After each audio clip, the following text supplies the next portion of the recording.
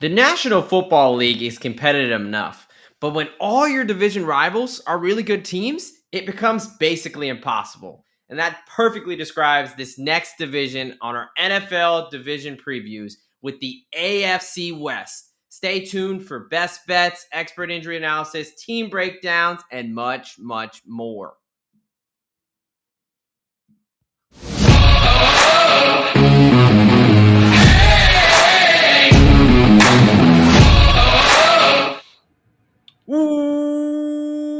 Welcome, football fans, to another edition of IDP Plus Bets. What is up, folks? I'm one of your hosts here, the Degen Docs, and I am joined by my brother in degeneracy, Mr. Derek Bennett, aka Professor Locks. How we doing tonight, brother?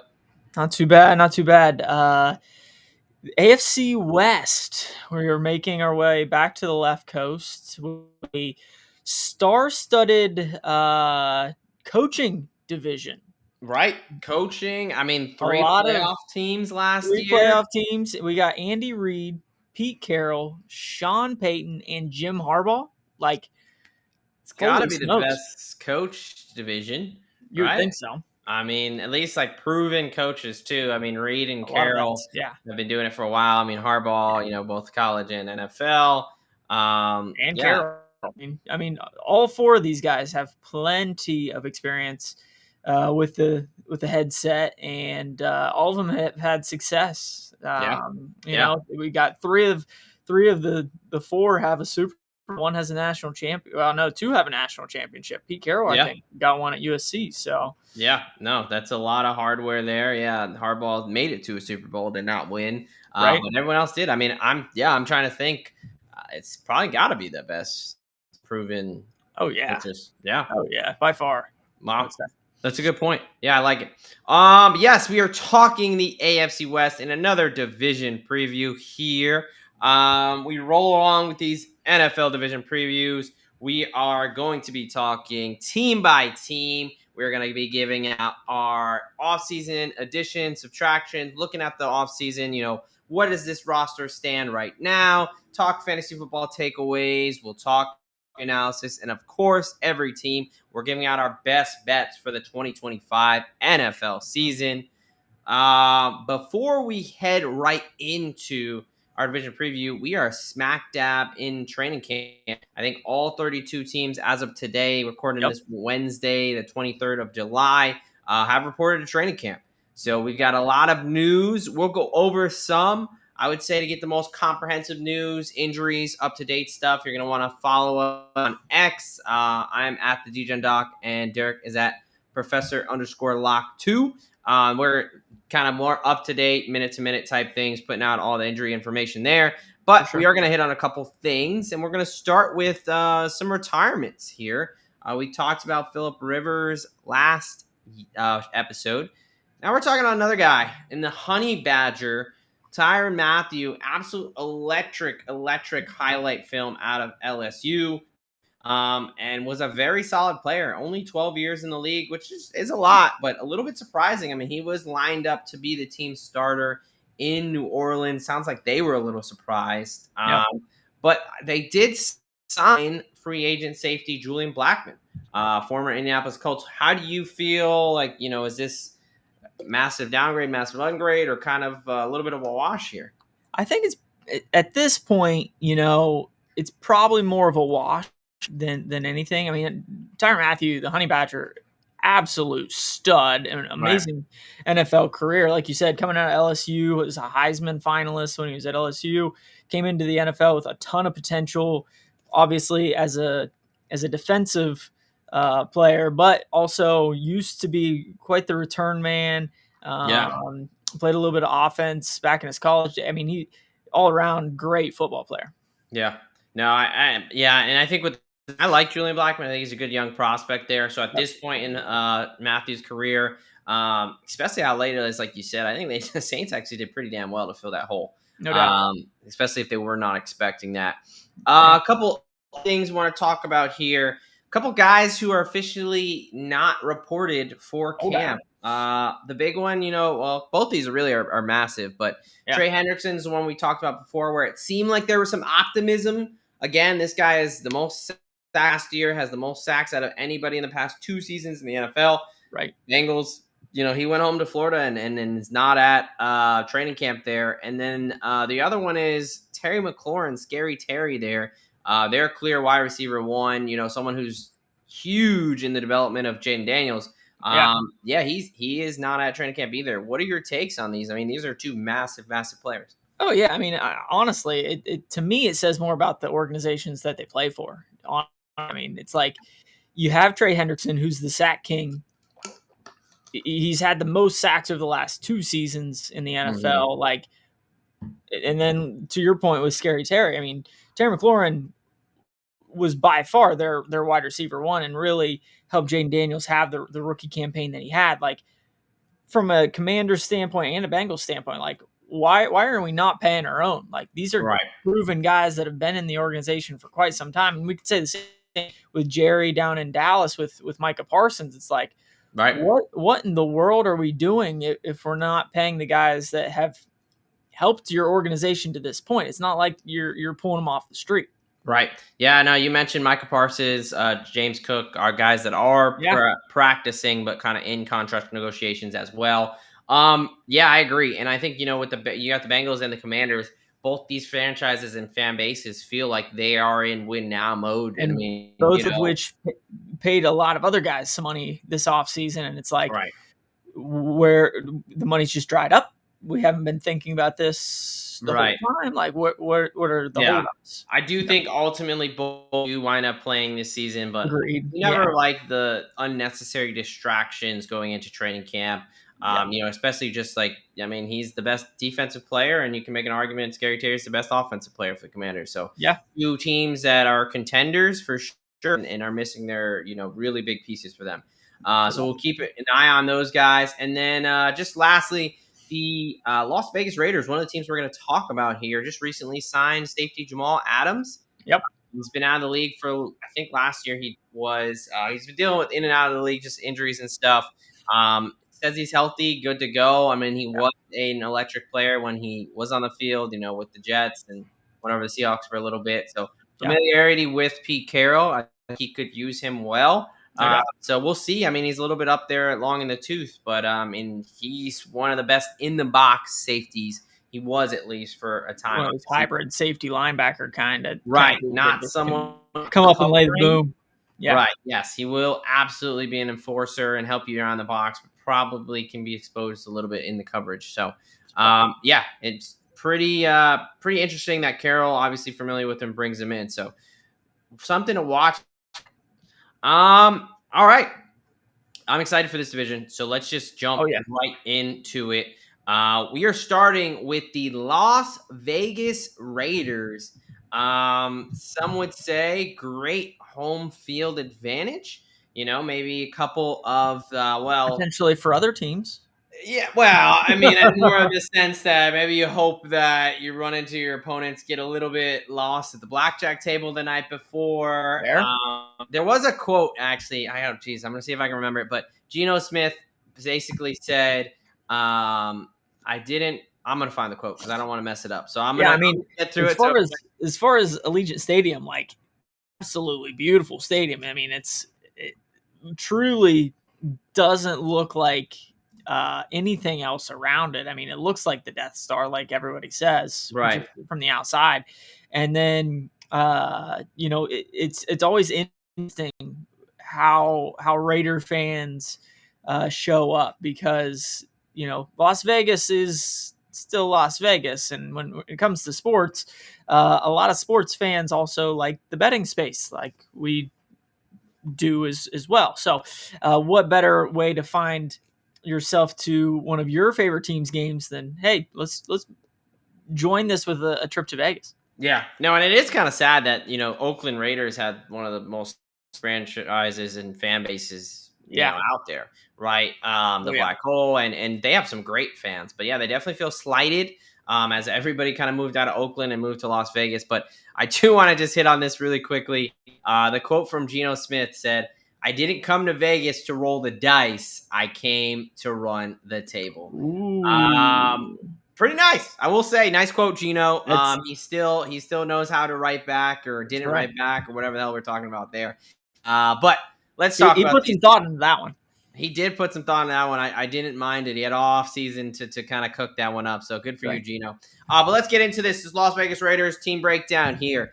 We're going to talk their massive list of additions and losses. I As they have the should have. easy part of just kind of rattling them off for you, the notable ones, and then Derek is going to kind of decipher this. This is a 4-13 team last year, so maybe a bunch of additions and isn't the worst thing, because it was not a very good team last year. All right, let's go through the losses. They got rid of most of their quarterbacks. I think Aiden O'Connell is still on the roster, but Gardner Minshew, Desmond Ridder are gone. Alexander and Amir Abdullah are gone. Got rid of a couple linemen and Cody Whitehair and Andre James. Defense, Devion Diablo, Robert Spillane, both were starters last year. Nate Hobbs, Marcus Epps, Morig, all starters for the defense, all gone on to different there. But they brought in a lot as well. Most notably, we'll talk about Pete Carroll because, again, as someone who is a veteran coach, they went on from Antonio Pierce, who Yep. looked like he could be a player's coach, at the end of the 2023 season, had some momentum, but just kind of got outclassed, and they really fell on their face. Really big disappointment last year at 4-13. So we bring in Pete Carroll, someone with some prestige, some pedigree, and you bring in Gino. He brings over his quarterback from Seattle there. The big, the guy in the running backs when we talk about prospects, Mr. Ashton Jeanty over from Boise State. You got Jake Betch from TCU to immediately come in and make an impact. And you bring over Alex Kappa, who was in the Tampa Bay Buccaneers and then the Bengals. Max Crosby has stayed, obviously, just not really an addition, but inking him for a long-term deal. Yep. And then bringing in Jermaine Pratt and Landon Roberts, Devin White. We talked about the linebackers that left. They have to bring in a guys to fill those roles, as well as Eric Stokes, Jamal Adams, Jeremy Chin, and Isaiah Palomayo. So they lost a lot. They brought in a lot. Where are we at as far as this roster heading into the 2025 season? Yeah, I think the biggest changes were truly needed was one, you finally bring in a franchise quarterback, even though he's like what 34, 35. He's I'll look it 34 up now for you. in Geno Yeah. Smith. But Pete Carroll as a head coach brings in a guy that he's 34. had a lot of experience being behind center for teams of his in Geno Smith. You obviously upgrade the running back room immediately when you draft a guy like Ashton Jeanty. Other than that, offensively, everything should look fairly similar. Alex Kappa that they're bringing in should be a starting guard for him. But when he was in Tampa, he was playing pretty well. When he moved up to Cincinnati, things Where didn't offensive linemen go to necessarily. die. Yeah, things didn't necessarily carry over. So hopefully he returns back to his Tampa Bay days when it comes to his play. Defensively, a lot of moves. I'm not necessarily sure if they were good moves at the end of the day. They lost a lot of experience and a lot of pretty key pieces from their defense last year. But you still have some pretty studly dudes up front with Max Crosby and Christian Wilkins. You bring in a Landon Roberts, really lay the hammer when it comes to the running game. Secondary wise, they definitely needed a guy like Jamal Adams. It'll be interesting to see if he can fill one of those safety spots. Because right now, I think he's slated to be a backup behind Polo Mao, however you say his name, and Jeremy Chin. But yeah, secondary linebacking core are still question marks for me. Yeah. Look, I think it's major upgrades, head coach department, running back department, and quarterback department, right? They're really obviously hugely important roles there for the team. And I think the offense was the problem. Their defense wasn't great, but it was pretty good. I think about games like versus Atlanta, like they were just keeping them in games, and Pretty average, they were feisty, right? They weren't a terrible unit. And I think that, they can continue they got some dudes on defense, but man, that offense was just abysmal. Yeah. And you bring in now some stability, some guys that actually have done it before. Yep. I think that is a big improvement. I don't mind their offensive line. Colt Miller, Dylan Foran, Powers Johnson. Those are some solid players there. Again, we talked about Kappa. I need to get healthy again, and then Glaze isn't terrible as well. I mean, it's a solid offense. It has the potential to be a much better offense. Yes. And then on the defensive side, there is a lot of change. Yep. Now, Jermaine Pratt and Landon Roberts have started and been starting quality linebackers on other teams. Yep. The secondary is a little bit of a question mark there. You got some journeymen.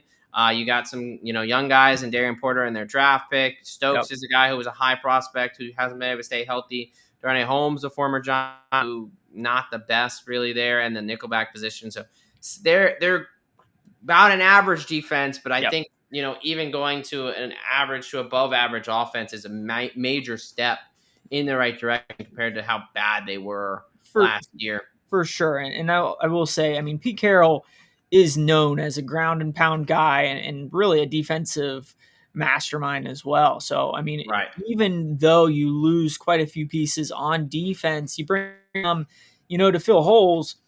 I wouldn't be surprised if he upgrades the defense a little bit, just knowing how he likes to coach. Especially those secondaries. Yeah, and he really turned some diamonds in the rough. Exactly. And like you said, I mean, offensively, did they bring any pass catchers? Maybe with Beck and some of the other guys that they brought in, but from a running game standpoint, Gentry's a stud. Yeah, even Mostert behind him. That's true too, and I would not be surprised if between the two of them they carried the rock 30, 35 times a game, just because that's how Pete Carroll likes to roll. Yeah, absolutely. Now let's talk about this defensive line, because obviously we have Max Crosby, who's an absolute beast, but there are some question marks behind Max Crosby as far as, can we generate a pass rush outside of Crosby when he gets double teamed? Yep. Now they brought over Christian Wilkins, who was supposed to very much help with that on interior, give him a bit of an interior rush there, coming over from Miami. He went down early last season with the Jones fracture, which is a fracture to your, not your pinky toe, but to your pinky, kind of the base of your pinky there. Yep. Usually takes about 4 to 6 months. He has 11 months until week 1. You would expect him to be good to go, but he started the training camp on the pup. Yep. We talked about it. Doesn't necessarily mean anything quite yet. Just means he's not ready. He could come off at any time. Right. But that's not the best. I mean, we're now 9 months, into his recovery. You would expect someone with a Jones fracture to kind of be back by now. And there's a little bit of question marks with this timeline. So where are you at with Christian Wilkins here? Yeah, definitely a little bit of a concern, especially when we're talking fractures. Most fractures, we're thinking 6 to 8 weeks. Whenever we're talking about foot-related fractures, just because, one, they're at the furthest point in our bodies, it's not as good of blood flow to certain areas of our feet. Mm-hmm. They don't heal nearly as quickly, especially in the case of things like Jones fractures. But like you said, shouldn't take more than 6 months. He's had almost double that. A little bit of a concern. But, by the time we get to second preseason game, third preseason game, if we're not seeing much change with Christian Wilkins, that's when I'm going to be really concerned for the first part of the season. Yeah, I think you hit the nail on the head there. The other guy, Malcolm Kuntz, a guy who, coming off of 2023, had a really solid year for them, young pass rusher.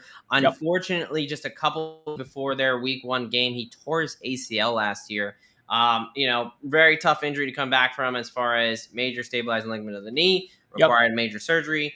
Good news, typically takes around 10 to 12 months until you can get out there and be a football player again. Maybe longer, really back to where you were before, but he does have 12 months of recovery time until week 1 with him being injured so early. So where are we at with Malcolm Kuntz? It's not something that I'm super concerned with, but at the same time, like, you're right at the edge of that timeline. So when it comes to ACL tears, personally, I think there's a huge difference between offensive, defensive linemen versus guys that play, premier positions out wide or at the running back position, where you're making a lot more you're doing a lot more change of direction, cutting, pivoting, those kind of things, which stress that ACL a lot more.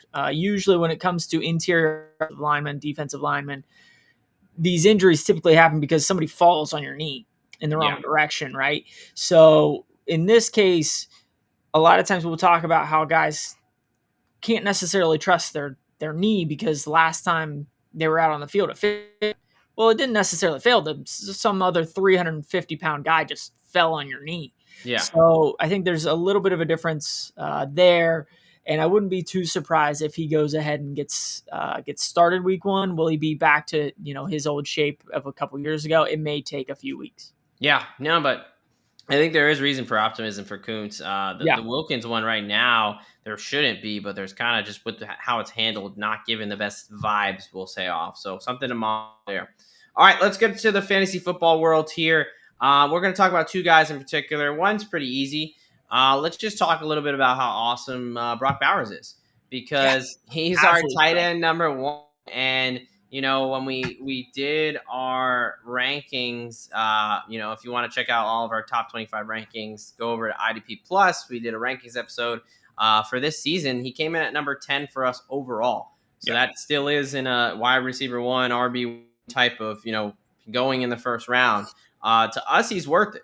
Why do you think that's the case? Whereas other people are, hey, he's still a tight end. I can't do it in the first round.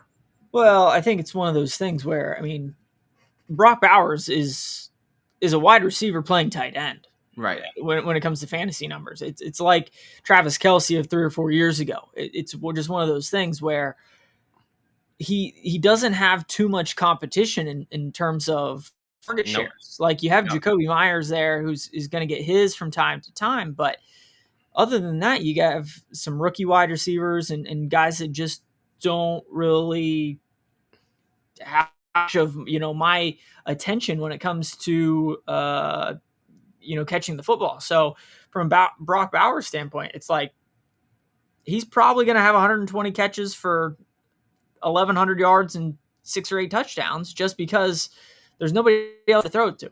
Yeah, I mean, look, 112 receptions, almost 1,200 yards, 5 touchdowns with absolute dog shit at quarterback. Yeah. Now you have a guy who's competent, and you have a coach who's competent, and you have a running game that you can run some play action off of. I think it Yeah, they won't. absolutely. They shouldn't average 3.5 yards a carry or whatever it was like they did Yeah, last year. They were the worst running football team terrible. in football last year. Zamir White, completely wrong on him. Awful, Yeah. awful, awful, awful. Yeah. But yeah, no. So we love Bowers. I think he is again coming at number 10 for us. Another guys is Ashton Jeanty. Look like on one hand, he's freaking awesome. He's one of the best prospects we've seen. I mean, him look Michael Myers standing up in the backfield, ready to run everybody and their mother over. His stats are ridiculous from college. Yep. On one hand, he's awesome, and it's like this dude should immediately be great. And the other hand, he's a rookie, and he's going from playing in the Mountain West, and now he's got to play a bunch of NFL guys. How high can we be on Ashton Jeanty? Like, are people going too crazy with it? Do you think he's going just right? I mean, where are you at with Jeanty? Where does he fall for you? Yeah, I think, as far as projections go, I think he projects like a Bijan Robinson coming out of Texas when he came into the league. It's like these are can't miss dudes. And I mean, Bijan didn't have an incredible first year, but part of that was because you have Tyler Algier there sharing carries. I don't think Gentry's going to be sharing too many carries. I think he's going to get the ball 20 times a game. So I think he's probably getting taken reasonably. I think, back half of the first round is kind of where I'm seeing him as well. Yeah. I may be a little bit more pumping the brakes. I'm looking, I think he was 16 overall for us coming in, and then like RB 7, 8, 6, whatever. Yeah. I just, some of it is the fears of the rookie and how's it going to translate, and some of it is is this offensive line going to hold up? And Sure. Again, they were a terrible rushing team. Like, how much can they give them now? So I really like Genty. I think I'm just someone who's a little bit hesitant to really go all in on these rookies. So let me pose this question to you: if you can take Bowers at the end of the first, Genty at the top of the second, are you doing that? Oof. And just taking basically the entire Raiders offense? an I offense that mean, didn't really do much last year. right. I mean, I wouldn't hate it. That's for sure. On the turn though, I mean, I think I might look somewhere else. I'm definitely doing the Bowers. I'm definitely hitting Bowers, but I would probably go like Neighbors, Collins, Jonathan Taylor, Okay. uh, in front of G&T. But it's close. I mean, Yeah. I'm not upset. It's just like then it's like, damn, I'm really. I don't know if I want to be all in on the Raiders again. Kind of burned me last year. Went a It's fair. little bit. Thought they were going to be a much better team than they were. So might be some of that. But all right, let's move on to the betting space here, and let's talk win total, futures, and best bets for this 2025 Las Vegas Raiders Do it. team. Look, they're 4-3 in 2024. They come in with a win total of 7.5. Now you're getting very solid plus money and heavy juice to the under. You could also go 6.5, and obviously it's the other way. So you Yep. kind of split the difference on if you want to play juice or not. But basically projecting right around 7 is where a lot of the books are projecting with them. Now make playoffs around plus 320 to plus 340. Miss playoffs anywhere as high as minus 450. In the AFC West, from 12 to 1 to 20 to 1 to win the AFC, kind of 50-55 to 1, and then Super Bowls anywhere from 100 to 125 to 1. Any win totals futures for this Las Vegas Raiders team? Yeah. So, got a question for you. Mm-hmm. So, Pete Carroll's first year in the NFL, obviously, he took some time out of the NFL in the early 2000s to coach over at USC, but his first gig as a head coach was in 94. He's basically spent, I think, 18 years as a head coach in the NFL. How many times has he gone under 7 wins? Under 7 wins. Jeez, I feel like this is flashback to Sean Payton last year. 18 years? I'd 18 say years.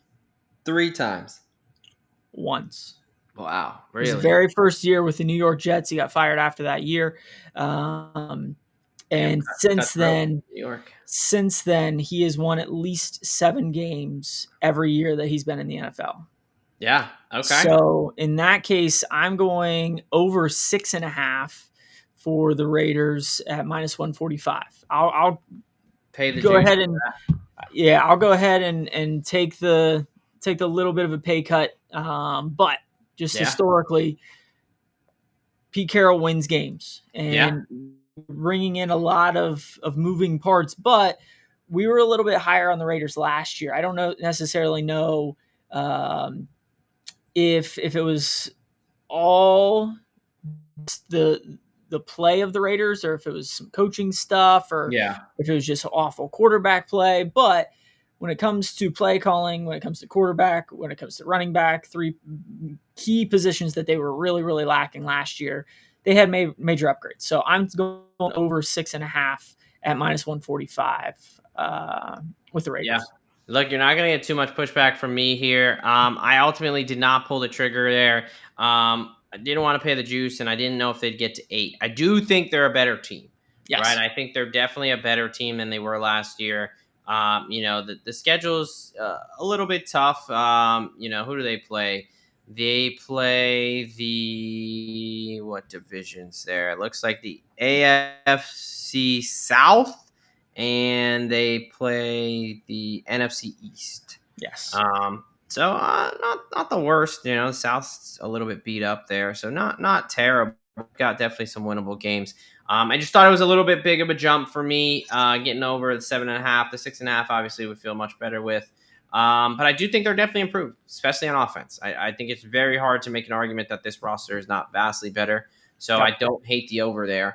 I did not ultimately pull the trigger on any win total future because I could kind of see them being around there. That 6 or more like 7-8 wins, kind of where they're going to be at. Yep. But I am going to pull the trigger on Jacoby Myers over 800.5 receiving yards at minus 105 over on DraftKings, and then also 1,000 yards at plus 200.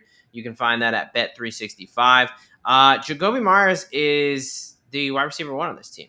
I Yep. mean, we saw it as soon as Devontae Adams left. Really, even before he went for, he had 87 catches on 129 targets and over 1,000 yards just last season. Again, I emphasize how fucking awful that quarterback room was. It was painful to watch. Yep. He's also gone over 800 yards in each of the past 4 years. 2 with the Patriots, 2 with the Raiders here. He's just someone that seems to always find his way to the ball, and he's always kind of open and a reliable target. I think he just their quarterback play, and again, things are going to open up a little bit in the passing game because you have, we're projecting a competent running game with Ashton Jeanty and Raheem Mostert. So Yep. I do ultimately think that Jacoby Myers is a little bit undervalued here by the books. All the attention is on Jeanty and Bowers, and deservingly so. But I Oh, think yeah. that gives us a little opportunity for Jacoby Myers. So I like his over, and then a little bit of the alt over with 1,000 yards for next season. Yeah, no, I'll sign that. I also took the all over at 1,000 with Jacoby Myers. Nice. But then I did find a Gene T bet that I like, and I like Okay. it. So I like Genti to have the most rushing touchdowns in the division at Oh, plus 170. oh, So is he the favorite? he is the favorite, Okay, yes. makes sense. Yeah. And Okay. the reason behind that is the rest of the division. I mean, it's basically Competition. running back. I mean, Yeah. with the Chargers, you got Najee Harris and Amari Hampton. In Denver, you got R.J. Harvey and J.K. Dobbins. Yeah. In Kansas City, you obviously have Hunt and Pacheco. So Right. from all of those positions, Yeah. I mean, Genti's gonna be the dude as long as he stays healthy. Raheem Mostert's gonna be there, but they're not gonna take Genti out of the backfield once they get in the red zone. Yeah. For Definitely not by sure. the goal line. Yep. Exactly. I mean, he's a bowling ball Right. a stud. So, yeah, I really like that one. His over on total touchdowns and yards were a little bit steep to me. Again, being a rookie running back, as well as having one of those kind of, I'll say, average offensive lines. Right. I didn't really want to pull the trigger there, but because of the kind of split carries throughout the rest of the division, I felt with Genti getting the most touchdowns. Yeah. I like that. I'm just gonna add that to my card actually, and make sure I get in on that because you mentioned it. I mean, even if you look at the other running back situations, let's say Amari Hampton, RJ Harvey, and Isaiah Pacheco are the RB1s right now, right? Yeah. Those guys aren't really, bruisers. The guys behind them are probably the ones that are going to get touchdowns. When I Right. think of Kareem Hunt, Najee Harris, and J.K. Dobbins, Right. So I definitely like that. I mean, he's the only clear, like you said, RB1, and he's the one that best matches who I'm putting near the goal line. Someone who needs to In the break a red zone. tackle Yep. and get the end zone. So, yeah, I definitely really like that one. All right, for these Oakland Hold Sorry, up. Oakland. I apologize, fans. I did not Rewind. mean the PTSD for their Las Vegas Raiders for the 2025 season. Derek likes him on over 6.5 wins, trusting Pete Carroll there. We are high on Jacoby Myers to go over his prop and get to 1,000 yards. And Ashton Jeanty to lead the AFC West in rushing touchdowns at plus 170. Love that one there to round that out for your 2025 Las Vegas Raiders. Getting into our sponsors here. First up, Bob's Lungs Fantasy Football Consistency Guide. It's consistent, and you're going to every episode to repeat that consistency to make sure you guys know. Because honestly, we just want to make sure you get a leg up on your opponents, and the best way to do that was with Bob's 10th annual edition of the Football Consistency Guide for 2025. Purchase yours for a measly $15 on Amazon. Just search 2025 Fantasy Football Consistency Set Guide and get yours today. All right. Is it a bird? Is it a plane? No, I think it's if man. Yes, that's right. If, only if blah blah blah happened, then maybe Justin Herbert can win a playoff game. Just kidding, Chargers fans. We don't need to come in with all that negative energy, but we now have the 11-6 Los Angeles Chargers heading into the 2025 season with a lot of promise. Again, I think one of the biggest questions is, can Herbert win a playoff game? Are they going to take that next step? They've proven that, hey, Herbert's got a great arm. He's definitely one of the top 10 quarterbacks in the league, but needs to start putting some things at this point in the career. Yep. But I think this is a team that has a lot of optimism. Obviously, they got the khakis and Harbaugh year 2. Let's see what he can do. I mean, Speaking of Harbaugh, did you see happen to see the drill that he had Herbert doing yesterday? no, please me. I can't wait. So he had some sort of, I don't know if they were ladders or something, holding, or it may have just been other coaches, I don't know, holding up tarps. And you just see Harbaugh's little face in between the tarp. And evidently he was with one hand pointing to, like behind his back, which direction he wanted the wide receiver to come out from behind the tarp. Right. And then as soon as Herbert, he was supposed to deliver him the ball, but you just saw Harbaugh's little face with his Yes. it's just Yes. pooping out. I actually did see that, and now I'm gonna see if I can find a picture. Absolutely hilarious Because to that is see. very, very funny. So yes, wow, that is. I will pull that up later and try to find that, because now that you've said it, yeah, I did see it. I had no idea what it's from. I Yeah. just saw the picture and I was like, oh my god. Let's run through some additions and losses, and then Yes, while I'm giving my takes, see if you can find that. I will find it. Yes, let's talk about these Los Angeles Harbaughs Chargers. And look, the running back room is going to look different. Loss of J.K. Dobbins now with the Broncos. Gus Edwards, a free agent. Lost a couple wide receivers. DJ Chark, Joshua Palmer now with the Bills. Hayden Hurst is gone, who kind of never really panned out. Joey Bosa finally separating ways there. Just injuries, and the expectation and the potential was there. It just really panned out.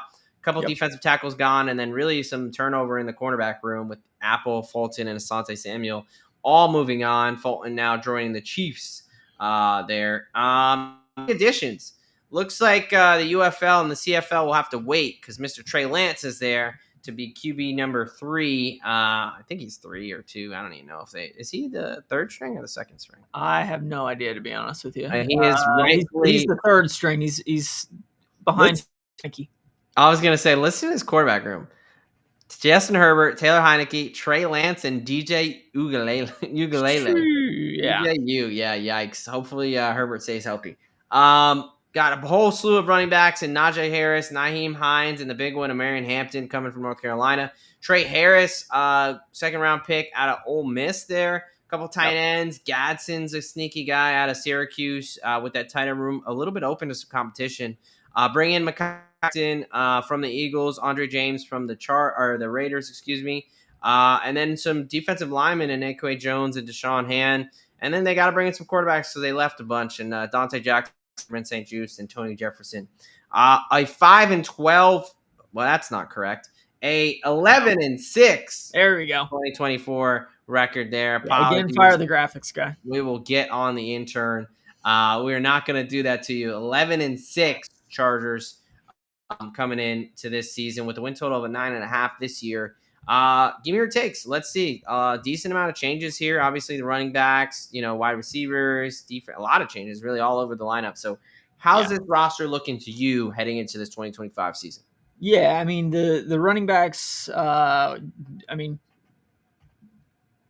J.K. Dobbins had kind of a return to glory year through the first half, 2/3 of the season, and then came down with some injuries towards the half, and didn't end up going over the 1,000 yards. But from a wide receiver standpoint, I think that's where they've made the most changes to me. And I mean, they didn't have a ton of great wide receiver options last year, and they still have some question marks, in my opinion. I mean, anytime you have Quentin Johnston as your wide receiver 2, when I don't know if he knows how to hold to this thing that we call football, I have some questions. But other than that, I mean, they still have one of the best offensive lines in the league, led by Rashawn Slater and Joe Alt. You bring in a guy like Becton that, again, kind of had a return to glory year after, being a tackle for his entire career, going to the Eagles and being moved to guard, and he had a hell of a year. Defensively, they still should be pretty solid, but definitely some major turnover when it comes to the cornerback position. Hey, look, let's calm down with our Quentin Johnston slander, okay? Look at the stats. He actually didn't have a terrible year. He didn't have a terrible year, and there's some stuff coming out from training camp that he is catching the football. I did see one Allegedly. drop as well, but it's fine. Allegedly. But look, when you have this man looking at you, make sure that every detail is in place. You're gonna be able to Right. figure it out. That's right. There is a hardball picture of him, and I guess in that drill, looking through the tarp, creeping through the window, and Yeah. making sure his guys are doing the right thing there. Man, I love hardball. He's such a funny guy. I love that he's Oh, no doing it. doubt. Yeah, so a lot of changes there, like you mentioned. The weapons past McConkey, you hit on it with Quentin Johnson, Trey Harris. They need to step up, frankly, Yeah. because they got McConkey and then especially the tight ends as well. There's not a lot of pass catcher viable options there. Anything Right. that puts any fear in the defense, let's say that. Sure. Linebacking core is awesome with Deion Henley and Junior Colston there. And Yep. then you got Denzel Perryman and Troy Dye as well are not bad backups, and Tulapatu and Khalil Mack on the outside. Outside of that, though, interior defensive line, I mean, they've had trouble stopping the run for the past like 5 years, and Yeah. based on this roster, I don't see any massive improvements.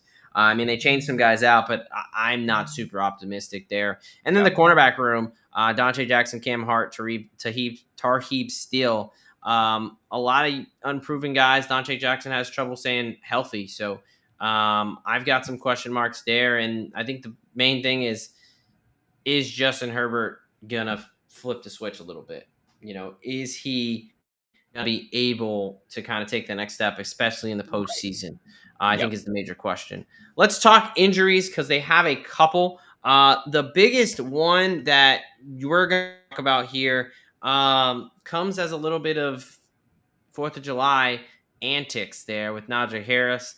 Yep. A eye injury. They called it just a superficial eye injury. I mean, the news, you know how social media works. It went from, oh my goodness, Najee Harris blew his eye off. He's gonna one-eyed pirate next season.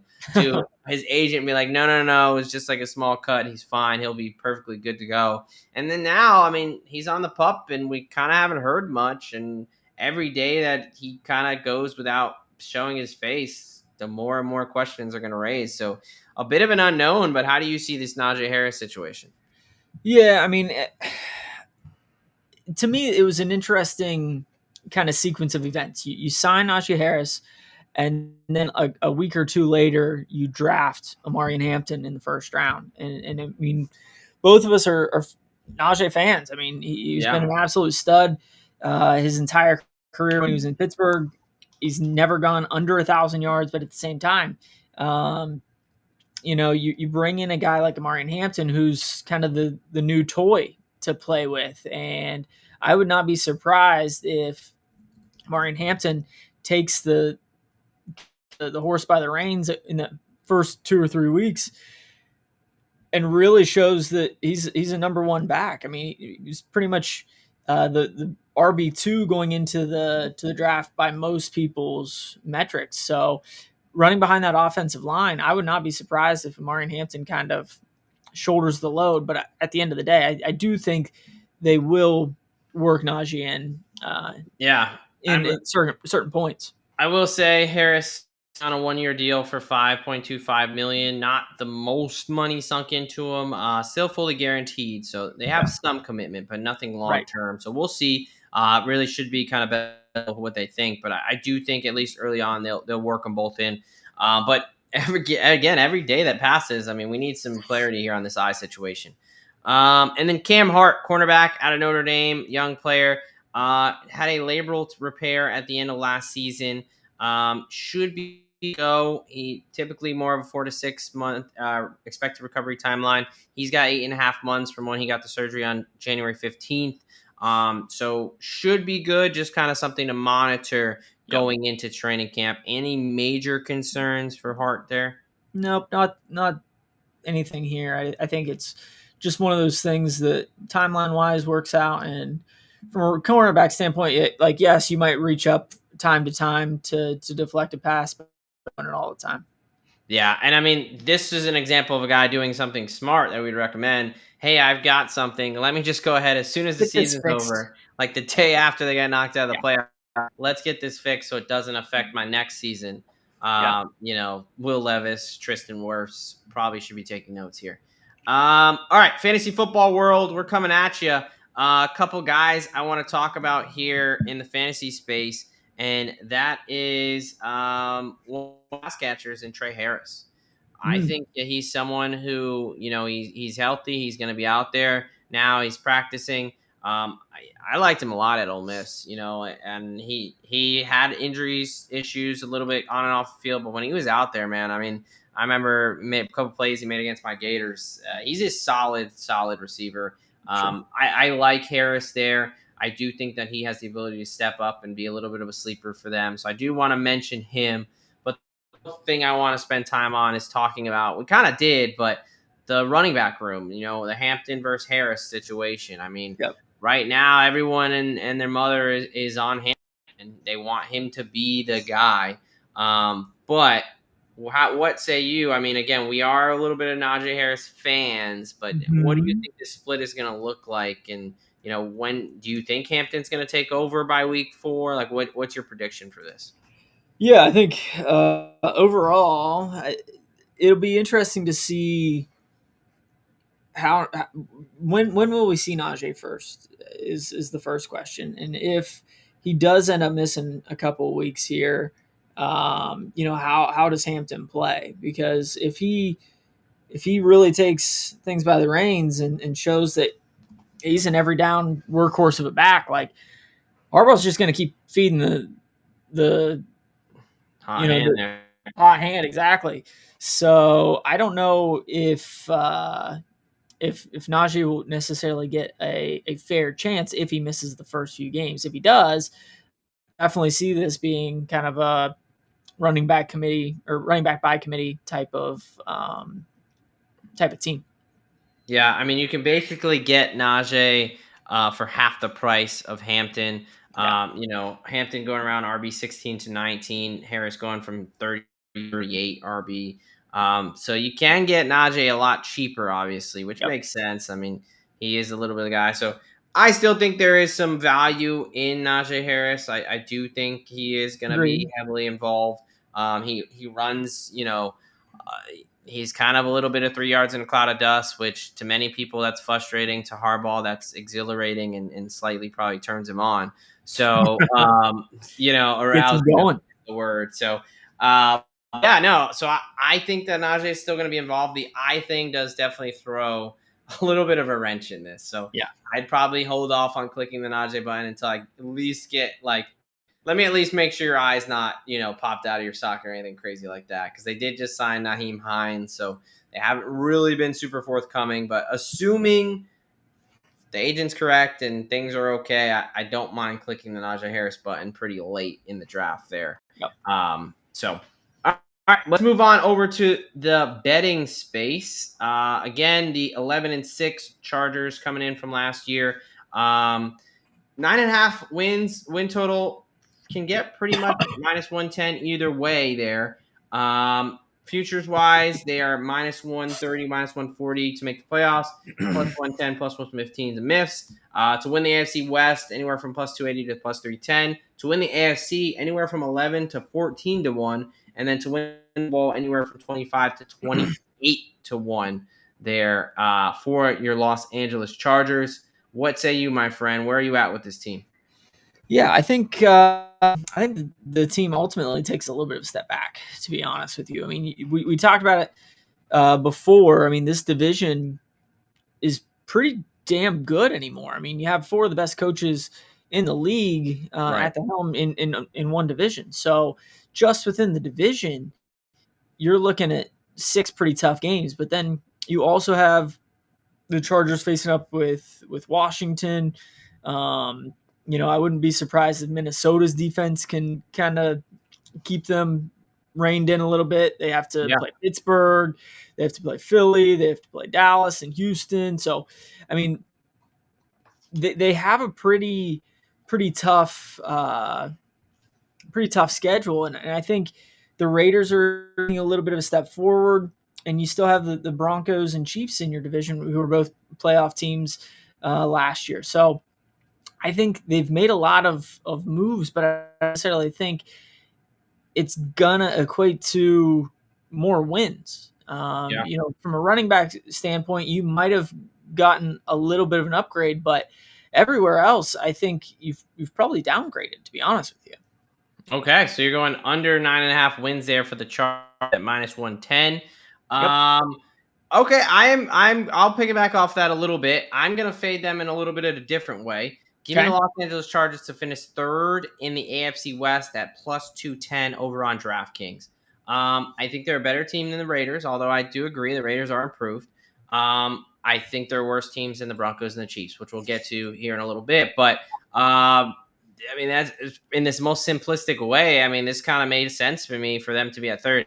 I didn't target the win total because, like last year, I could see three teams again getting double digit wins, and they get 10-7, and the Broncos whatever, and the Chiefs whatever. But so I didn't. I think they're right around there for me. Anywhere from 8 to 11 wins. I think I would be like, yeah, that is in the realm of possibility for this team. Sure. So I just am higher on the other two teams in the division. So giving them to finish third place at +210. Different way of fading them with a little bit less money. Obviously, a lot more to take into consideration, but Yep. we'll get to it. But I really kind of I have a pretty strong feelings on Yeah. this Chiefs and Broncos team. Yeah. No, I like that, and I'll probably add that to my slate as well. What do we What got do you player have as? prop wise? Yeah, I have Amari and Hampton over 1,000 yards. Okay, We've talked a lot about this running back by committee with Hampton and Harris, and honestly, I would not be surprised if both of them have pretty good years. right. I just think that Hampton will ultimately have a better year than Najee Harris. Right. So, like I said, I wouldn't be surprised if Hampton has 1,100 yards and Harris has 750, just Right. because you know, we know Jim Harbaugh likes to run the rock. I mean, he famously ran the ball, I think it was like 32 times Yeah. uh, Against with, Penn with State with Michigan against Penn State. So it's like got in a two row. stud running backs and a pretty damn good offensive line, lacking in the wide receiver position. Yeah. I think both of these guys have pretty good years, and I'm going to go with Hampton having over 1,000 at 2-1. Yeah, no, I like it. I think it's a pretty safe bet that the Los Angeles Chargers are going to have some of the highest carries in the league. They're Yes. going to run the ball, the most. So I like it. Then obviously is the more explosive guy, the guy with more quote unquote potential, right? Najee, someone who's a little bit going to be more of that bruiser and change of pace there. So I liked it from Hampton, and then we at least know he has two eyeballs, so that's a That's good right. start. Yep. The guy I'm gonna target Twice in the the chance of hitting the right hole. right. There you go. I'm gonna go after a guy you picked on a little bit earlier to start this, Okay. and that's Mr. Quentin Johnston. Okay. Look, I as everybody does, like to make fun of the dropsies and yada yada yada. Let's not look at his catch to target ratio, but let's just look at his touchdowns here. I'm going Quentin Johnston, 5+ receiving touchdowns at +110 over at DraftKings. He had 8 touchdowns to lead the team in receiving touchdowns last season. Yep. Dude's a big target. Massive. And he's 6'2", 208. The tight end position is up in the air with Disley, Conklin, Gadsden. There's Yep. no for sure thing. Like, he clearly was the red zone target for Justin Herbert. Yeah. And partially due to lack of having anybody else, he's gonna be out on the field and get all of the snaps as Yep. that wide receiver 2, wide receiver 3. So I like his ability to be a big target in the red zone. And again, I mean, he's coming off an 8 touchdown season there. Really like him to get to 5. I think that's a very doable number for him because Herbert is going to be able to throw some touchdowns. And I mean, as much as we like to make fun of him, I mean, he almost doubled his yards and tripled his or quadrupled his touchdown count under the teaching and tutelage of Harbaugh last season. So, I mean, I think he's just going to continue to be an effective wide receiver. I did not go Sure. after the yards because, again, He might drop a couple easy ones, but it seems like in the red zone, puts it on a little bit and hangs on to the ball. So wrangle it in. Give me Johnston, 5+ receiving touchdowns there. Okay. The Los Angeles Chargers. Well, for the 2025 season, it's a little bit of a mixed bag. Derek's taking the under 9.5 wins on this team with a lot of changeover. Not sure this roster is better than last season. And I'm going to be taking them third place in the division at plus 210. Just do not see them at the same level as the Broncos and the Chiefs right now. He is a fan of Amarian Hampton, thinks he's going to get over 1,000 yards at 2-1. And I like Quentin Johnston. Forget the haters, because the man can hold on to the ball in the red zone. Give me 5+ touchdowns at plus 110. That is how we see it breaking down for this Los Angeles Chargers squad and the Harbaughs in 2025. All right, before we move on to our next squad, we're going to be talking about the plus.com. Obviously, our flagship site there. We want you to go check it out because we want you to check it out. But really, we want you to get a leg up. We want you to make sure, whether it's in fantasy, the betting space, that we're helping you out, helping you get that leg up against your competitors. Just like these teams are putting in work in the offseason, you need to put in the work in the offseason. Get these articles, get these videos, absorb this content, and understand and make yourself the best fantasy player, the best football fan that you can be. And you got to do that by going over to idpplus.com, join our subscribers-only Discord, and get access to subscribers-only content so we can talk to you football 24/7, 365. idpplus.com today. We are now heading higher, not too high, but high enough to the Mile High City, where we are talking the 2025 Denver Broncos. A lot of people's surprise team from last season. Not so much if you ask Derek Bennett in the year of 2024. He told you they were going to smash their win total, and they did. Coming in at 10-7 last year, we are talking none other than the Denver Broncos. We're going to talk free agency. We're going to talk, what they lose, what they bring in, takeaways, what concerns do we have for this roster, talk a little injury, football takeaways, and of course, talk best bets for this Denver Broncos team. And we're going to start with that free agency additions. We'll talk about their losses. This is a nice one for me as the person who reads these losses and additions. There's not a ton, so that's awesome. Keeping the continuity, big thing in college football right now, but the NFL, it helps too. Zach Wilson, the MILF hunter himself, has now moved on to Miami. This is probably more of a personal move than professional move for him. Could probably do himself well in that MILF down there in Miami. Now Javonte Williams moves on to Cowgirls of Dallas, Cody Barton to Tennessee, and the punter Riley Dixon. Yes, I included a punter because they only had 4 people leave the team. So, congratulations, Riley Dixon. You made the graphic. Now, for the additions, they brought in former Texas Longhorn Sam Ehlinger, running backs J.K. Dobbins, R.J. Harvey out of UCF, wide receiver Pat Bryant out of the University of Illinois, Trent Sherfield, Evan Ingram, the big free agency addition coming from the Jaguars. And then on defense, Trey Greenlaw, Tailoa Hofanga from San Francisco, and Jahdae Barron from the Texas Longhorns. All right, I know how I feel about this. Well, 2 things. One, that was a lot of high talk for this family-friendly show that we're trying to do here. You mentioned going up high, getting higher. As a proud member of the United States Armed Forces, I have never seen nor witnessed nor know what a drug is. So I will let you take this away, my friend. And 2, why we talked about losing a punter. We didn't add the absolute stud Jeremy Crawshaw, the 6th-round pick that the Denver Broncos drafted this year, coming in to be their new punter. Is that an Ohio State guy or what? No. Okay. He's actually a Florida guy. I was going to say Crenshaw. Those are the brothers. We had both He's actually a Florida guy. Yeah. I don't give a shit about punters. Sorry. Come on now.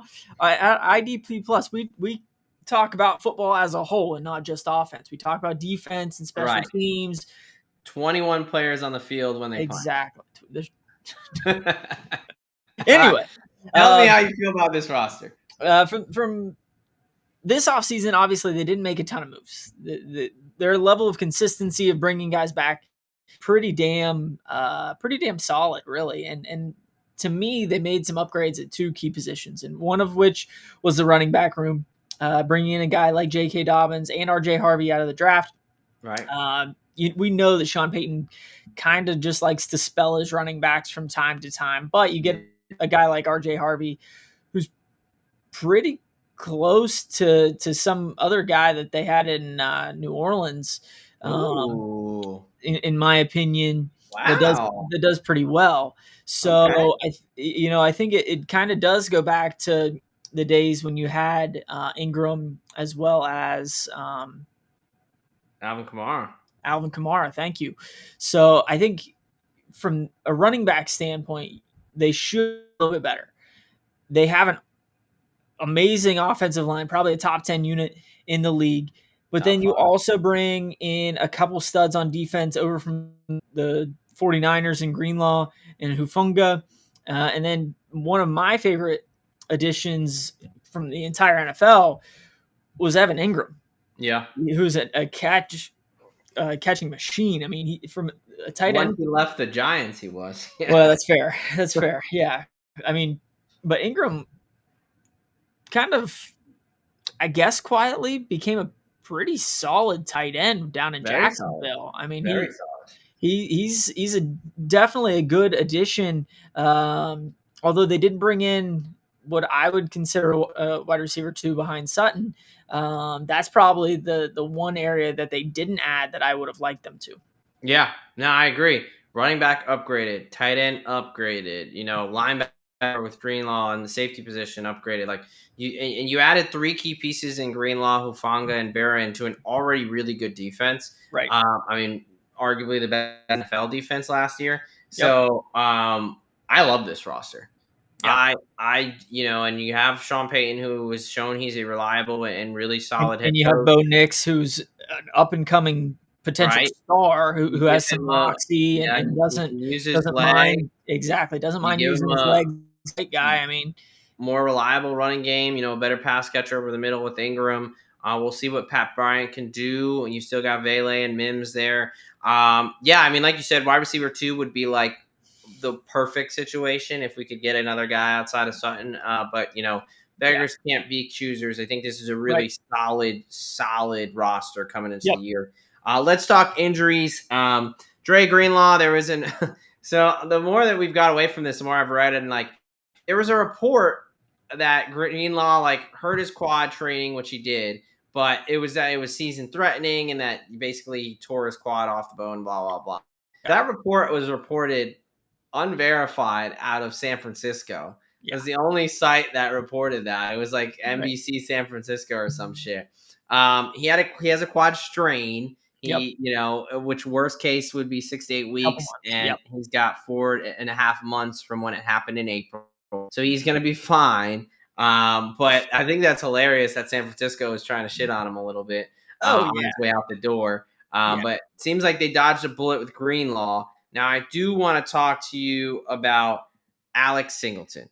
Now, we're going to talk about this in 2 phases. One of them, we just need to all understand and pay attention to what an absolute animal this man is in Alex Singleton. Oh, yeah. Alex Singleton on September 22nd against Tampa Bay Buccaneers, on his 8th snap of the game, he tore his ACL.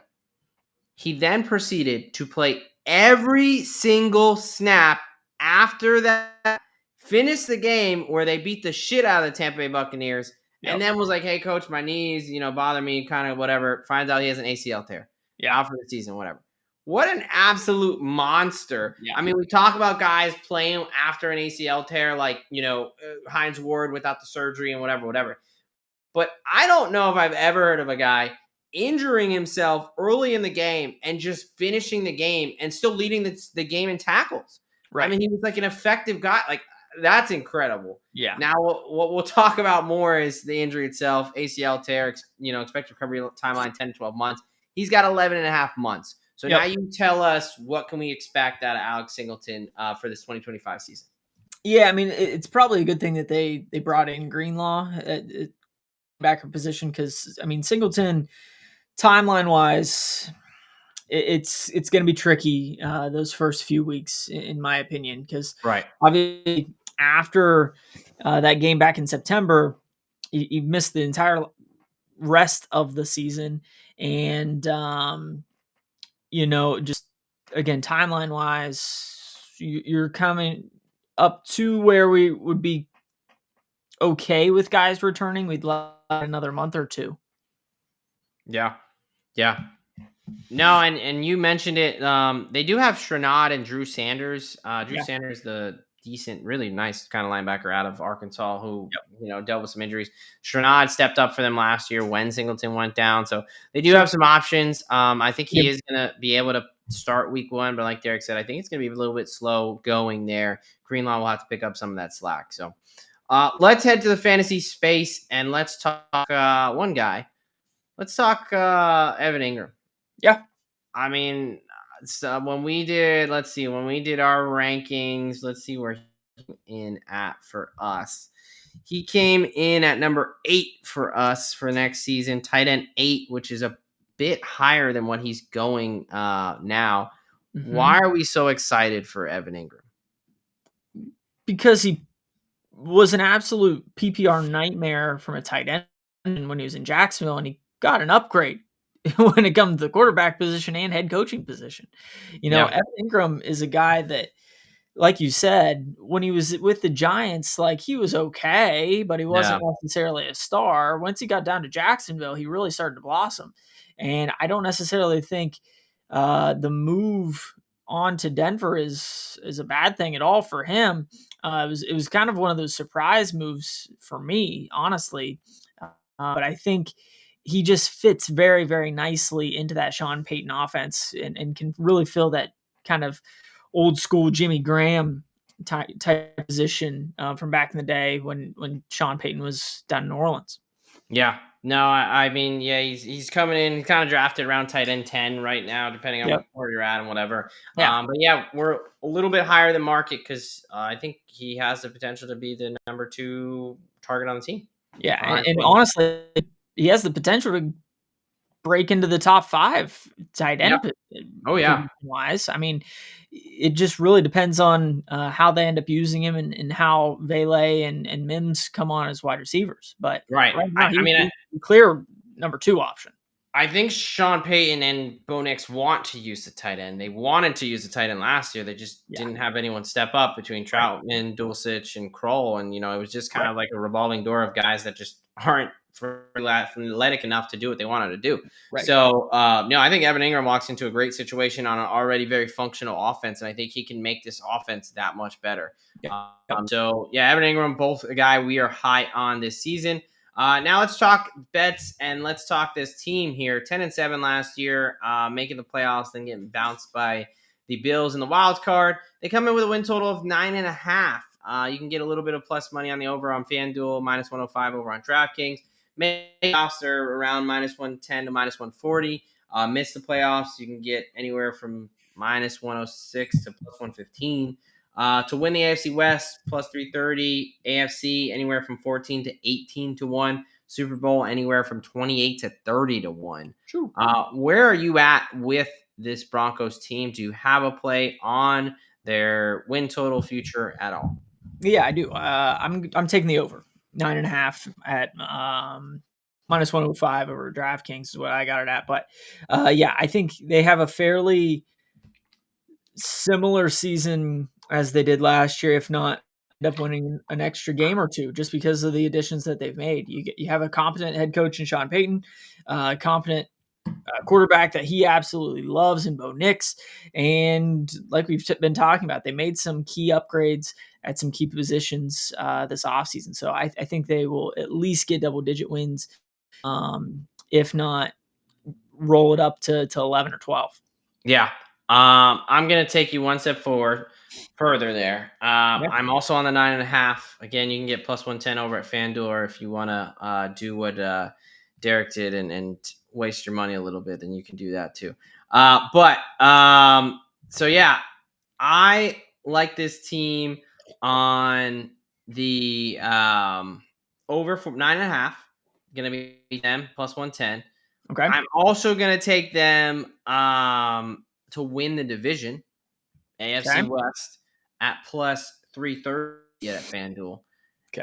And I'm also gonna take them to win the AFC Okay. at 18-1. Okay. I obviously am very high on this Denver Broncos team, and let me tell you why. One, already a playoff team from last year. They upgraded running back, tight end, and the defense. I think they have some of the best line play in the league between the Yeah. offensive and defensive line. I think that they have a coach who has a set plan and knows what he wants to do and has the quarterback that he wants. Yep. And I think top to bottom is one of the most complete teams in the NFL. Obviously, they're in a tough division. They're going to have to go through the gauntlet a little bit, but I really, really like what the Broncos did on defense. I think it's the best defense on paper. I think they're going to really be able to, the secondary, Pat Surtanga, Brandon Jones, Riley Moss, and Jade Brown, or Barron, excuse me. I think that's the best secondary. This defensive line gets pressure. Like, man, the more I think about this Denver Broncos team, the more I like them. Yeah. And as you can tell, I mean, I'm again taking them on the win total to win the division and Yeah. to win the AFC at 18-1. Yeah, no, I think I'll probably have to jump on board at least with the division. I don't know about the conference quite yet because I believe the Ravens, the Ratbirds, whatever you want to call them, the Bills, as well as the in division Kansas City Chiefs will have a little bit something to say about that. But they're probably right on the edge of those other three teams that have kind of been there and done that over the last few years. Yeah, yeah. What do you have for any player props for this team? Yeah, I got one for you. Or not Cam Sutton. Um, yeah, Cortland Sutton There he is. to go over 1,000 yards at plus 145. He did this a year ago, and I think he's still the wide receiver one. You bring in Evan Ingram, that's going to cut into his target share a little bit, but I do think that Bo Nix will take a little bit of a progression, another step forward in this offense. And I forgot to write this down, but I also took Bo Nix to go over 30 passing touchdowns as well. So I'll let where you look for a yeah, number let me there. look for a number real quick. But I think offensive line wise, absolutely solid. Wide receiver standpoint, you still have Sutton. I think the passing game will open up a little bit more just because you have a more competent running game as well as Evan Ingram room now as well. So I do think that Bo Nix continues to get better, continues to thrive in this Sean Payton offense. And my phone is going extremely slowly right So now as I'm trying to get Bo Nix 30 plus touchdowns. I Uh, saw you deleted a row. You might be able to just undo in the sheets there, but Derek in there deleting oh, stuff. there it is. Plus 425. There we go. All I didn't right. even realize I did that. Yeah, no worries. But yeah, so Derek likes Sutton and Bo Nix. Look, I'm not gonna anything nice you say about the Broncos. I'm not gonna fight you on right now. I also got a couple of player props here. I like Evan Ingram over 575.5 receiving yards at minus 110. We talked about what his potential is in this offense. Last year, things got a little bit derailed by injury. But the past 2 years, he cleared that number by at least yards. So I really like Evan Ingram. This offense going to take his over. Also, going to give you a little bit of defense. We don't do it all the time, but if we do it, that means we like the play. Give me Nick Benito, 12 plus I sacks looked at at that one plus too. 230 Yep. over on DraftKings. This is the leading sack on their team. He had 13 and a half last season. I mean, one, he's a great pass rusher in his own right at Oklahoma, coming into his fourth year now. Yep. Two, again, I think his secondary is the best secondary in the league. So there's going to be a lot of holding on to the ball. This team, I like them, meaning they're going to play from ahead with a lead a lot. Their teams are going to have to throw against them. Like, I think things set up very nicely for him to have another, 12 plus sack year. And I remember at plus 230 there. We could not be higher on this Denver Broncos team. There it is again. Both of us on the over 9.5 at plus 110. I especially think that highly of this Broncos team. I will be taking them to win the division at plus 330. To win the AFC at 18-1. Derek thinks Cortland Sutton and Bo Nix go off this year. I think Evan Ingram gets into the mix early and often. And Nick Ito coming off the edge with a excellent secondary, getting some sacks there, 12 plus sacks at plus 230. That is how we see the 2025 season for the Denver Broncos playing out.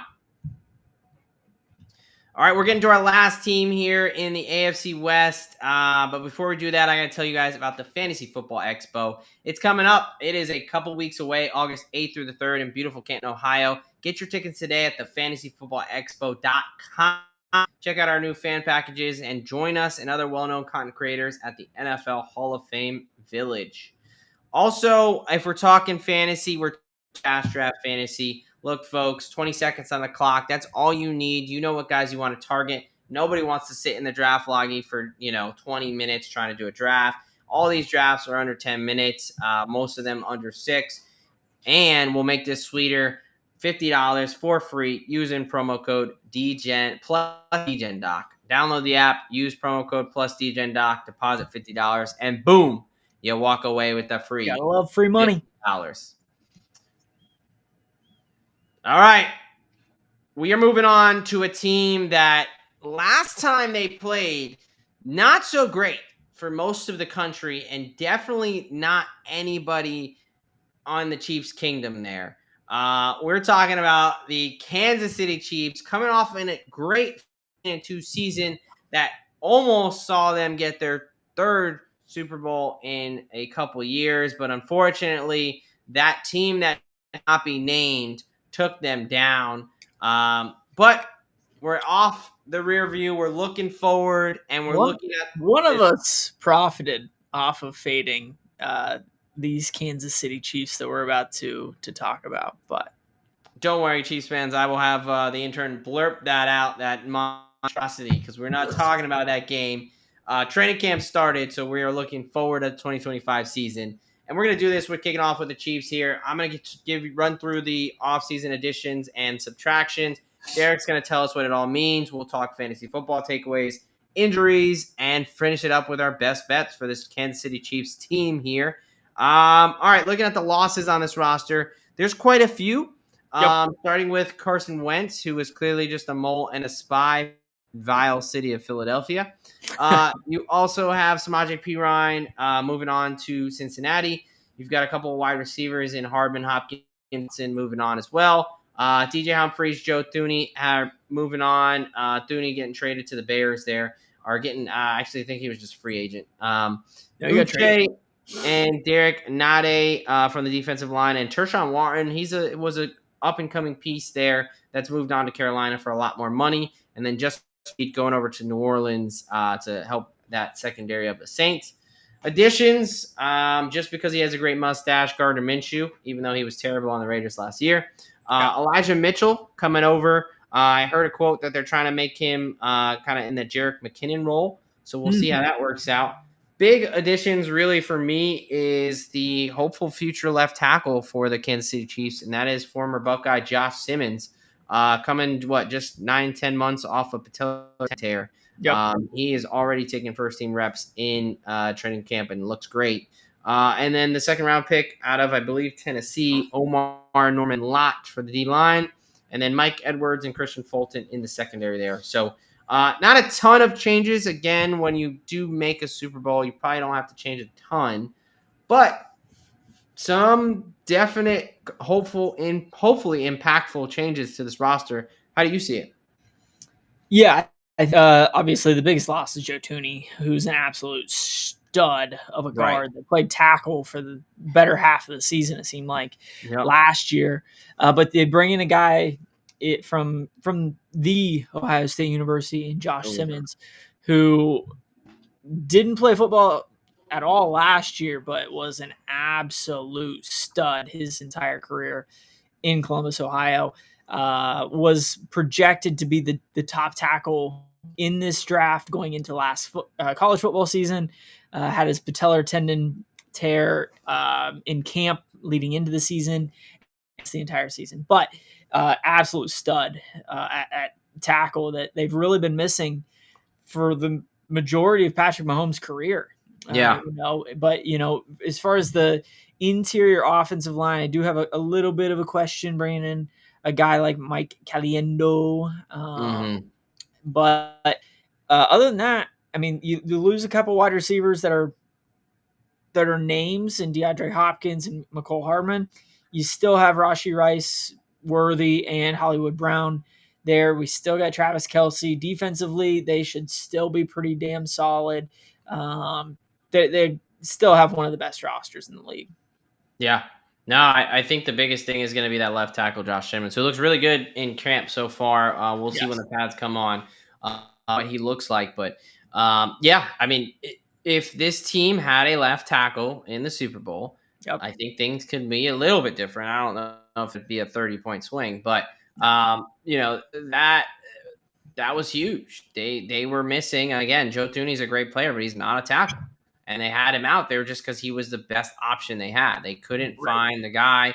If Josh Simmons hits, this makes a really good offense that much better. Now that's a big if, being a rookie. So we'll see. Other questions we have is Rashee Rice, and we'll just talk about him right now. I mean, we saw the court ruling come down a bit sooner than expected for some people. But 5 years probations, I got to serve 30 days in jail. Now the NFL can suspend him. Most people are thinking between that 3 to 6 games. We kind of talked about him on top of another show. But there's question marks. But the assumption is that he will be suspended for at least a decent part of the season to begin with. So something you definitely got to take into account. We'll talk injuries here. A couple that I want to touch on. 2 guys that were placed on the PUP. Again, doesn't really mean a ton right now. Just means that they're not quite ready to be out there, but they can come off at any time. Jawan Taylor and Christian Fulton, and I'm going to talk about them together because they both have undisclosed injuries. Yeah. So there's only so much we can talk about with so many question marks around that, but just kind of more of like for your situational awareness. Bad enough that they're on the PUP, but again, the PUP and to begin the preseason training camp. Can come off 1 day, 2 days, 3 weeks. Like, you don't really know. So we'll see. No real major injuries reported for either of these guys. So I think if it was a little bit of mystery there. I don't know if you have any takes on it. Not much to work with, unfortunately. Yeah, not really any takes because we don't really have any information. It's just more kind of wait and see, keep looking into finding more information with Jawan Taylor and Christian Fulton.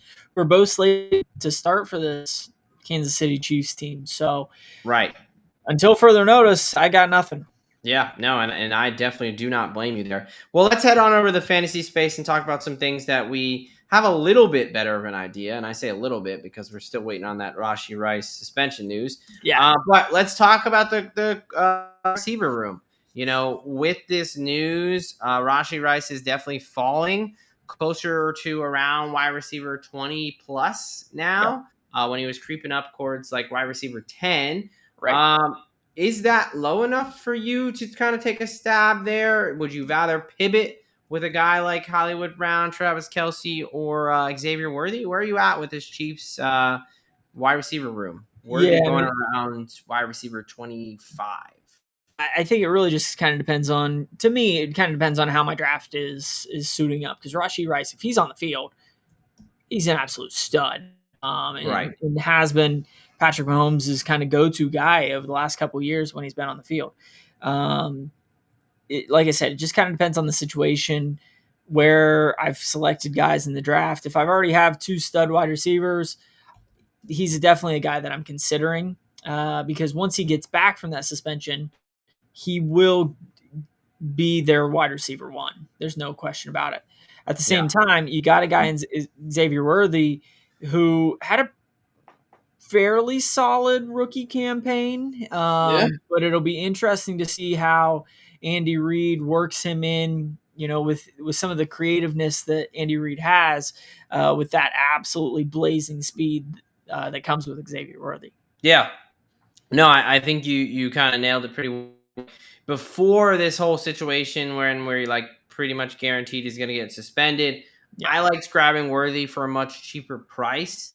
Yep. Now they're pretty close. Worthy going around wide receiver 25, Rice going around wide receiver 20, Yep. to where, again, depending on what the draft looks like if people are really fading Rice and it's kind of getting outrageous, Yeah. I think I'm taking Rice because I think when both guys are out there on the field, I think Rice is the wide receiver 1 and the guy I do want to target. Now, obviously not suspension and things like that, but I don't think it's going to be anything more than 4 to 6 games. So I would say that I think Rice, like you said, if he's falling too much, I'm going to be pressing that button. He's going to come in handy by the time of fantasy playoffs. Exactly.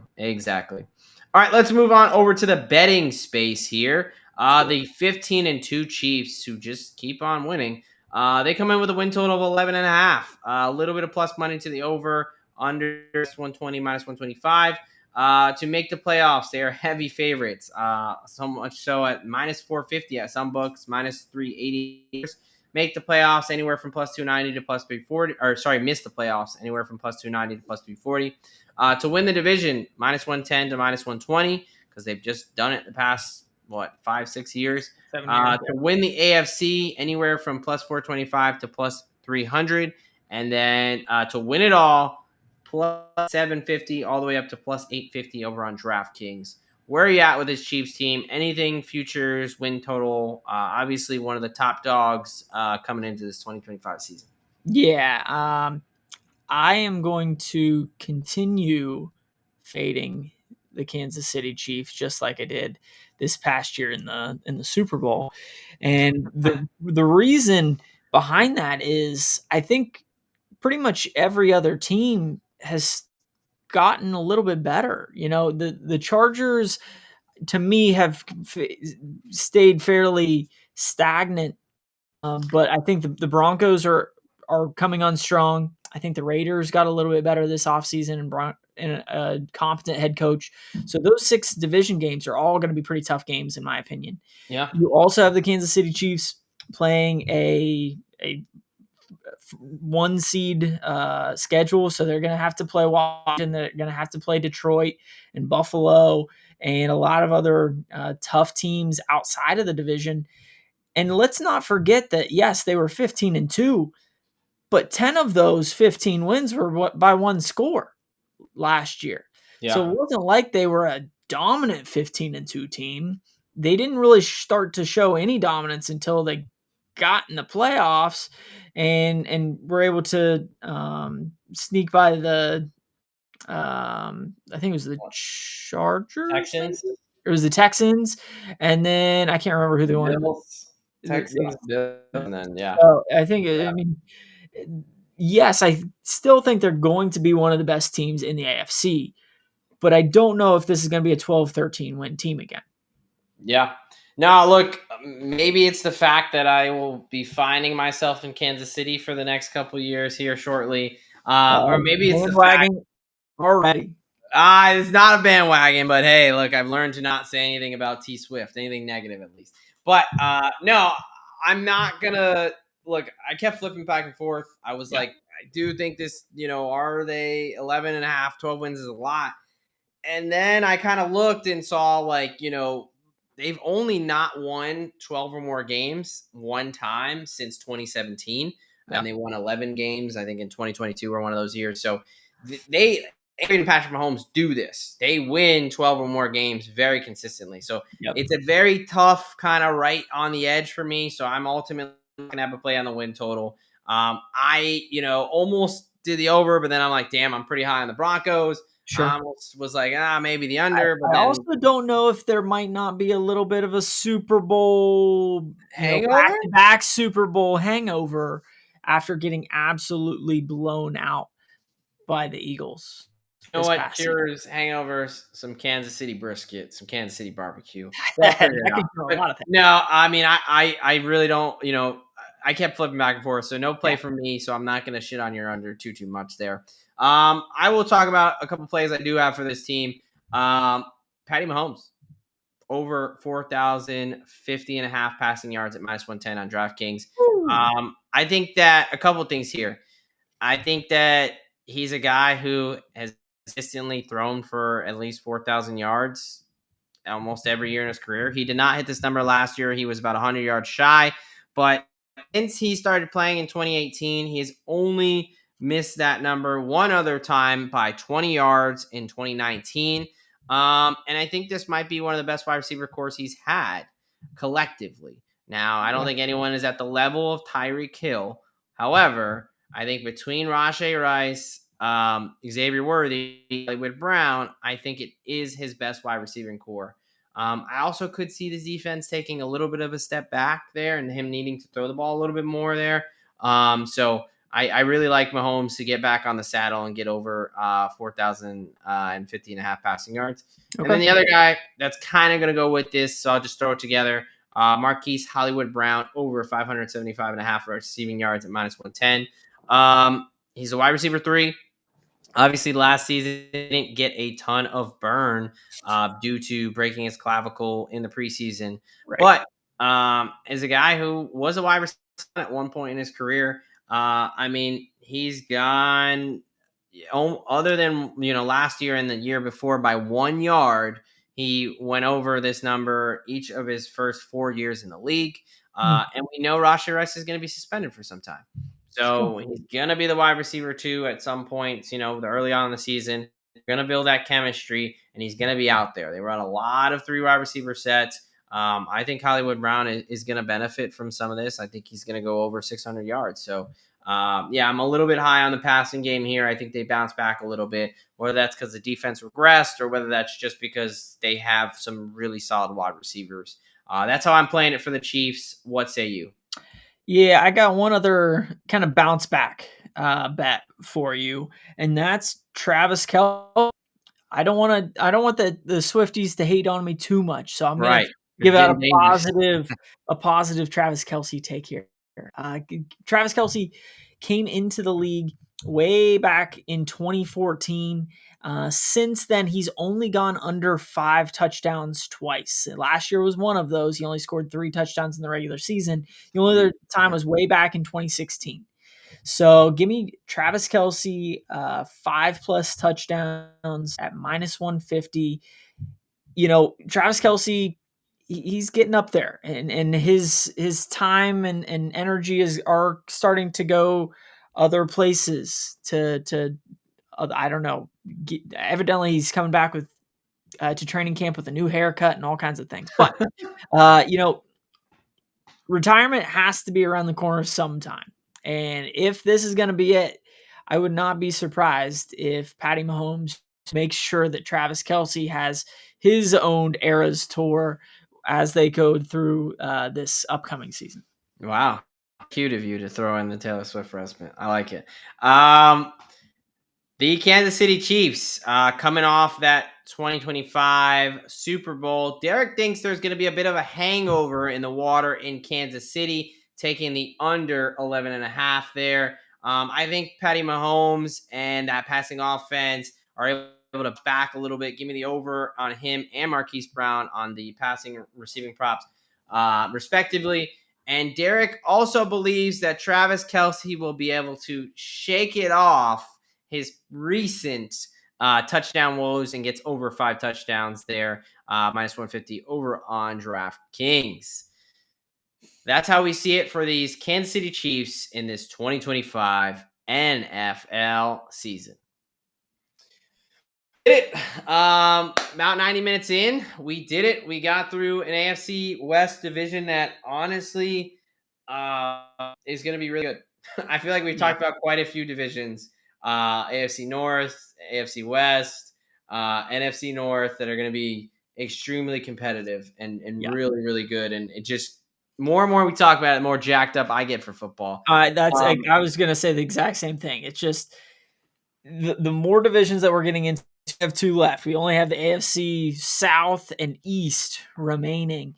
Yep. But I'm getting absolutely jacked up every team's back at training camp at this point, and so we should start getting even more news coming out each and every day about the NFL. Hey, we are a week and a day away from the Hall of Fame game. Real football. We're going to be strapping up pads, throwing helmets on, and starting to play real NFL football here in just over a week, and I can't wait. No, it's a good time. We are finally where most, let's say, normal people can start getting excited about football. We've probably been excited since basically since I realized the Eagles were going to make this a nightmare 2024 season. I've been kind of looking forward to 2025. So, yeah, look, Derek mentioned it. Division previews. We are 6. We are going to do the South and then the East. We're going to get that all done for you before the Hall of Fame game, because in the betting space, you want to get these in early. If you agree with one of these futures, it's very unlikely the prices are going to get better. They're likely going to get worse. So if you agree with us, you're on one of our bets, you want a tail, we encourage you to do it right away. Also, if you're still with us at this time, let us know. Give us a like, throw us a comment. Let us know what you agree with, what you don't agree with. What are your best bets? What are ones you agree, don't, whatever it may be. And yeah, we got a lot of things coming. We're going to knock out these division previews, and we got a lot of episodes on tap for you guys. We're jacked up. We're excited. We hope you are ready for football. It's going to be a fun season, and we're going to make sure it's going to be a profitable season for you as well. All right. From the Degen Doc and Professor Locks here at IDP Plus Bets, we are out of here. Thank you for watching the IDP Plus YouTube network. If you enjoyed this video, give it a thumbs up and don't forget to subscribe to our channel. Be sure to tap the bell icon to get notified whenever we upload new content.